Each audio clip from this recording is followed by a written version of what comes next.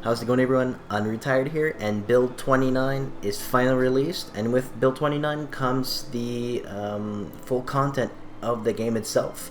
So the full content is available for you right now. So you haven't played the game in a long time and you were just waiting for the game to be fully finished. Now's your chance to delve into it and to enjoy the full content that it has to offer you. So what's changed, what's new, what kind of new content is there? First off, you'll be able to enter the necropolis, which is the second part of Act 4, followed by from what was in Build 28 basically, and you kind of finish the storyline once you beat the final boss, which is quite hard or easy depending on what kind of build that you're playing, glass cannon or not. So what's been added? Well, we have a new dungeon called the Bastion of Chaos, which is pretty good. I've already tried it to a certain point.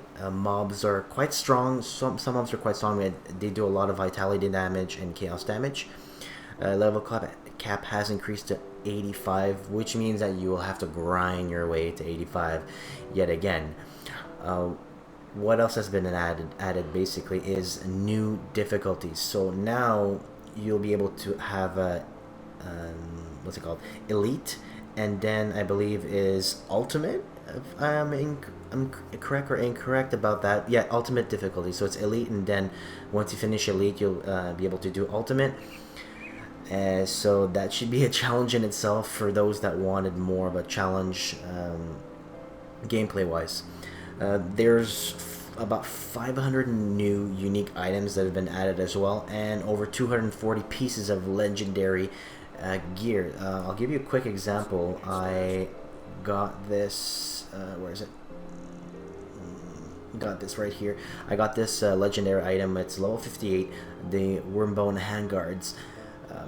Very good for a hybrid build that uses Blackwater Cocktail and Thermite Mine, or if you're fully a demolitionist, then that's fine as well. Really great stats on it. Granted skill Volcanic, Worm's Breath, 10% chance on attack. So you'll have some really good items like that as well. You will have some item drops. This drop for me during my gameplay, which is a level 65 item, which is not too far off the Legionnaire's Triumph. Now, stats wise, it's changed a bit. Cunning has kind of been nerfed somewhat. I found that with my Nightblade build, it's not as efficient. So I'm going into the soldier build at the moment to make a Blade Master. Now for classes and skills, soldier has had I think about 4 changes, mostly to squad tactics, all-around rage, overguard, and Menhir's bulwark. All have been increased. For example, Menhir's bulwark, you have increased health regeneration now.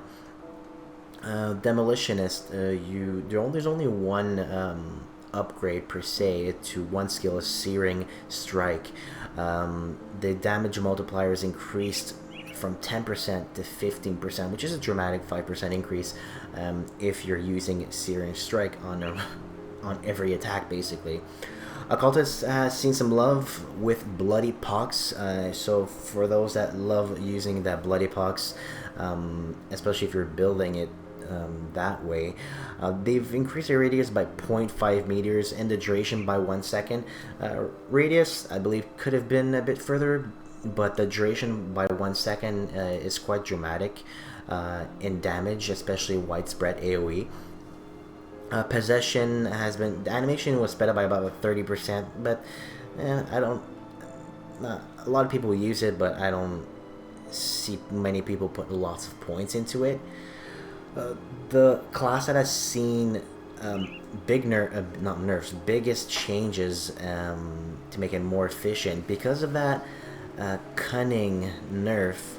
Nightblade has seen an enormous amount of fixes and or changes to its skills, such as a Lethal Gambit. It now works with a two-handed ranged weapons, and the crit percent life damage has been replaced with piercing damage. Really good, I love that. Amarasta's Blade Burst, the Frostburn damage is increased, and the radius scales with level now, so that's actually pretty good. So depending how many levels you have, it scales. Previously the radius was about 4 meters, and now it scales from 3.5 to 5 at max level, which is 5.8 in levels basically. Blade Spirit, which is this skill right here. Oh, Blade Spirit, which is this skill right here. Not many people actually take it. Most people will go for burst damage more than anything else. They're trying to make it more viable.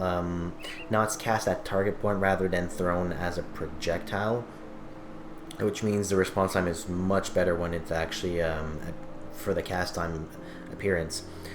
Ring of Steel right here has basically what was it again? Oh yeah, the percentage of weapon and pierce damage scales with your rank. So the more points that you do, obviously the more damage you'll do as well. And the cooldown's been reduced to 3.5 seconds. From what you can see here right there, it's a 38 energy cost, but 3.5 seconds is pretty low, especially for a good skill as that. Elemental Awakening, I tried it before, it wasn't as good, but I believe that now that it's the percentage of elemental damage has increased, it makes it more viable to use, or at least put a couple of points into it to try it out. And if you don't like it, well, just too bad, I guess. Like they're not. I don't think they're gonna boost it up as much as I would have thought, anyways. And Shadow Strike, one of my preferred Nightblade skills. So basically, the plus percentage pierce is removed in favor of a higher percent weapon damage. It'll work better for builds that are focused on cold and or other damage types now. They're just trying it more viable, making it more viable for hybrid builds, basically, in my opinion. So for Nightblade, that was pretty much it. We had a Arcanist Change as well. I think there was only 2 changes, if I'm not correct or incorrect. So Inner Focus, it reduced the percentage of offensive ability to rank 12 at 12%, which means it scales up to 20% by maximum ultimate rank. That means it's past the number of points up until the max number, which is ultimate rank. That's what it means. Chilling Surge in episode 0, so the cold and frostburn damage was increased on that. And for Shaman, they've just all around made it a bit more physically viable, skills wise. I believe people were using more Shaman for the elemental sides, lightning damage, pet builds. So if you're going for a melee build, do try to do maybe Shaman only 2-handed build, or a dual wield build if you prefer Trickster. Now, if we go into our item transfer, if you've seen my videos before, guys, you'll notice, well, before this was full of components. So now, when you complete components, everything stacks together. So we'll have, instead of having one of each, everything stacks. Making it micromanaging your inventory now is so much better. I have so much more space. I can go through all my characters, and I will be able to have a clear mind that I have lots of space to put everything that I want. And that's about it, guys. So build 29, amazing. It took me about an hour and a half-ish, almost 2 hours to actually complete. I took more of my time than anything else because I wanted to enjoy the final part and the boss as well. Now, if you haven't played Grid Dome in a while, try it out again. You won't be disappointed. the true ARPG of 2015, in my opinion. Thanks for watching, guys. This is Unretired, and I'll see you in the next video.